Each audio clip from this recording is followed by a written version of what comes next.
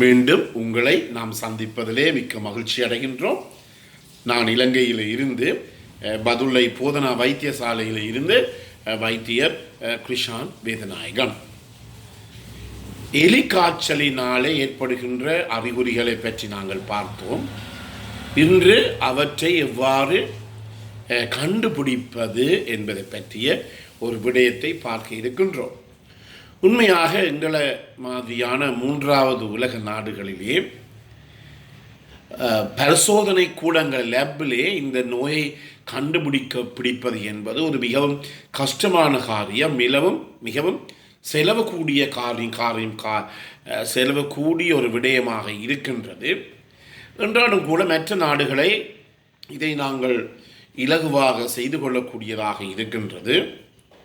அதாவது நல்ல அபிவிருத்தி அடைந்த நாடுகளிலே என்ன செய்வார்கள் என்றால், இந்த நோய் உங்களுக்கு வந்திருக்கின்றது என்ற ஒரு சந்தேகம் இருக்குமாக இருந்தால் உடனடியாகவே நாங்கள் இரத்தத்தை எடுத்து இரத்தத்தில் இருக்கின்ற இந்த லெப்டோஸ்பைரோசிஸ் எனப்படுகின்ற கிருமிக்கு எதிராக இருக்கின்ற பிற பொருள் எதிரிகள், அதாவது ஆன்டிபாடிஸை நாங்கள் சோதிப்போம்.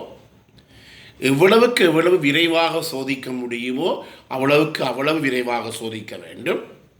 அதன் பிற்பாடு 7 இருந்து அந்த நோய் வந்த நாளிலே இருந்து 7 10 நாட்களுக்கு பிற்பாடும் இந்த ஆன்டிபாடிஸ், அதாவது பிற பொருள் எதிரிகள், இந்த லெப்டோஸ்பைரோசிஸ் என்ற கிருமிக்கு எதிராக எங்களுடைய உடலினாலே உருவாக்கப்படுகின்ற இந்த பிற பொருள் எதிரிகளை ஆன்டிபாடிஸை நாங்கள் சோதித்து பார்ப்போம்.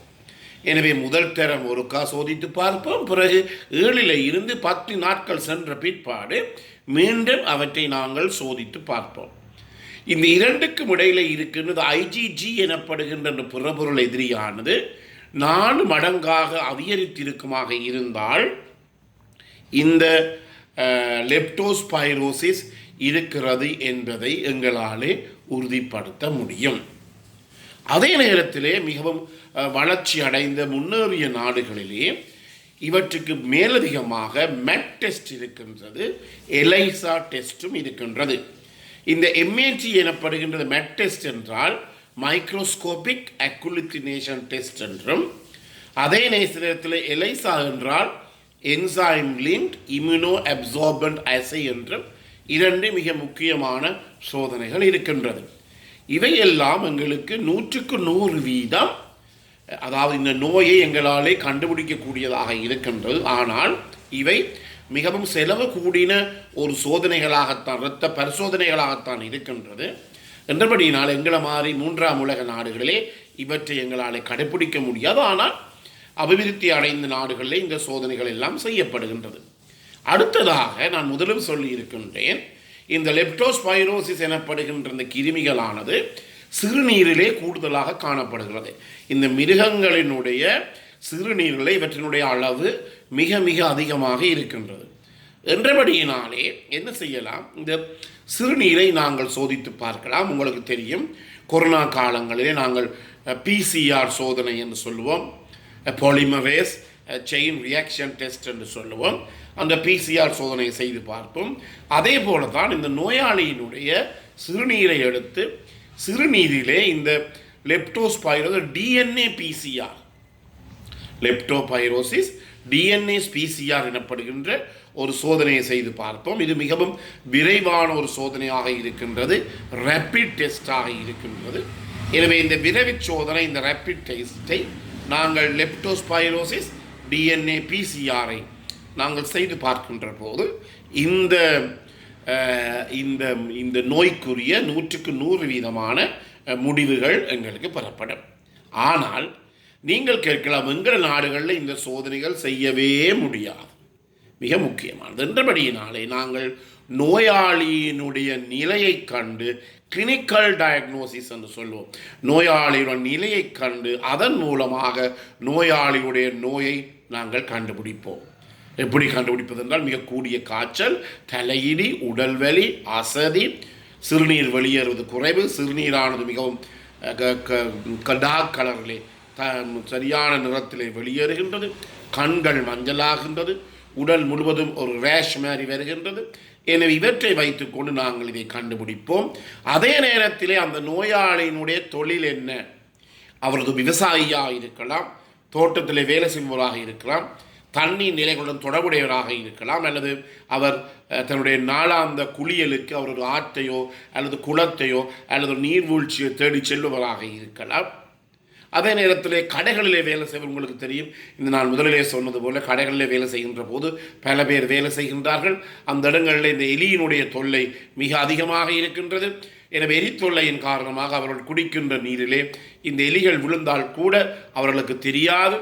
அவர்கள் அதை சேமிப்பு தொட்டி டேங்கில் இருந்துதான் தங்களுக்கு தேவையான நீரை அவர்கள் பெற்றுக்கொள்ளுகிறார்கள். எனவே அந்த இடத்தில் இந்த எலிகள் விழுந்து இறந்திருந்தாலும் கூட கண்டுபிடிக்க முடியாத ஒரு நிலைமை இருக்கின்றது. எனவே இதன் அடிப்படையிலே என்ன நடைபெறும் என்று அவர்களுக்கு நோய் வரும். எனவே இதை கொண்டு நாங்கள் தீர்மானித்துக் கொள்ள அண்மையிலே கூட ஒரு மாநகரில் இருந்து வேலை செய்கிற ஒருவர் வந்தார். எங்களை வைத்தியசாலைக்கு அவர் எங்கே வேலை செய்வதுன்னு சொல்லவில்லை. ஒரு 10 மணி போல தான் அவர் வந்திருக்கின்றார்.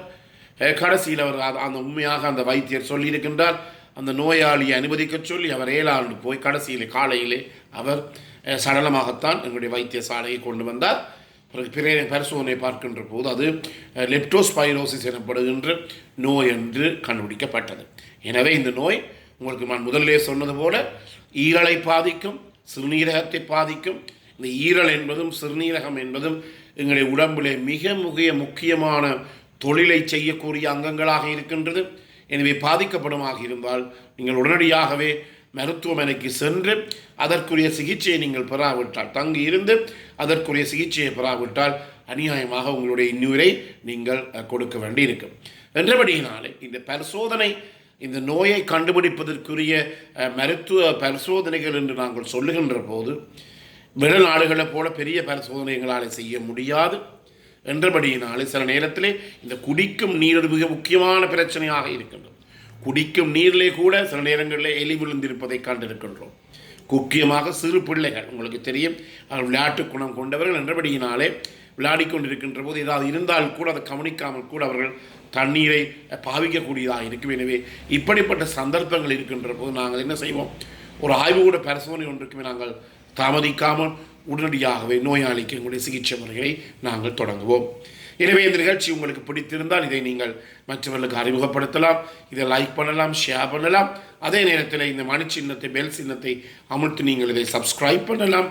மேலதிக தகவல் தேவையாக இருந்தால் 0094 777 356245 என்ற தொலைபேசிக்கு தொடர்பு கொள்ளலாம். மீண்டும் உங்களை சந்திக்கும் வரை நன்றி, வணக்கம்.